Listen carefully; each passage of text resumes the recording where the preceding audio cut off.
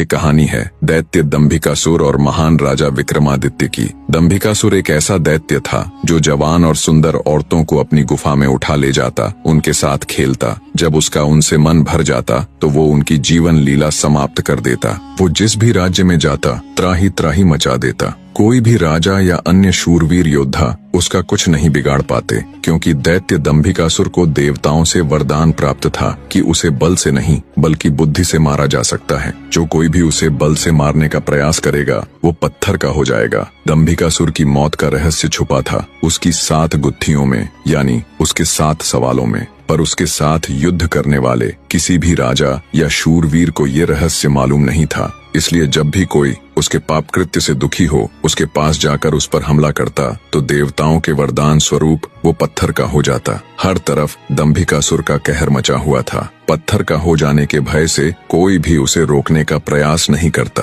पर कहते हैं ना, जब पाप का घड़ा भर जाता है तो उसके भी फूटने का समय आ ही जाता है। हर जगह अपनी मनमानी कर एक दिन दैत्य दंभिकासुर ने उज्जैन नगरी की तरफ रुख किया। उज्जैन नगरी के ऊपर उस समय महान राजा विक्रमादित्य का शासन था। महाराज विक्रमादित्य न केवल बलशाली थे बल्कि वे बहुत बुद्धिमान भी थे। उन्हें हर प्रकार के कौशल में महारत हासिल थी।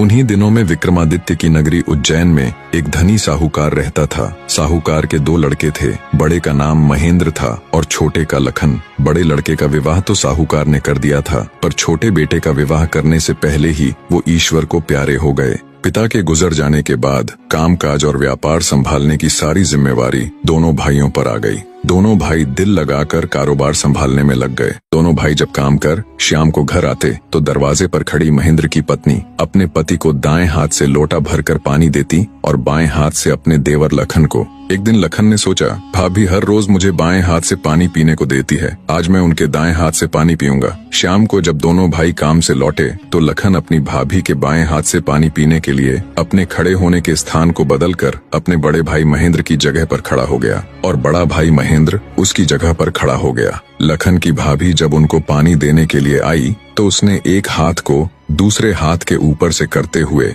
दाएं हाथ का लोटा अपने पति को दे दिया और बाएं हाथ में पकड़ा हुआ लोटा लखन को दे दिया। ये देख, लखन बोला, भाभी आज मैंने भैया के स्थान पर खड़ा होकर सीधे हाथ से दिया हुआ पानी पीना चाहा, परंतु आपने अपने हाथों को बदलते हुए मुझे बाएं हाथ से ही पानी दिया। आप मुझे बताएं, आपने ऐसा क्यों किया? लखन की बात सुनकर उसकी भाभी ने उत्तर दिया, अगर तुम्हें सीधे हाथ का दिया हुआ पानी ही पीना है तो तुम भी अपने लिए सीधे हाथ से पानी पिलाने वाली ले आओ। भाभी की कही हुई बात लखन को चुभ गई। वह बिना पानी पिए ही भाभी से कहने लगा, ये लो तुम अपना पानी का लोटा और मैं यहाँ से जा रहा हूँ और अब मैं तभी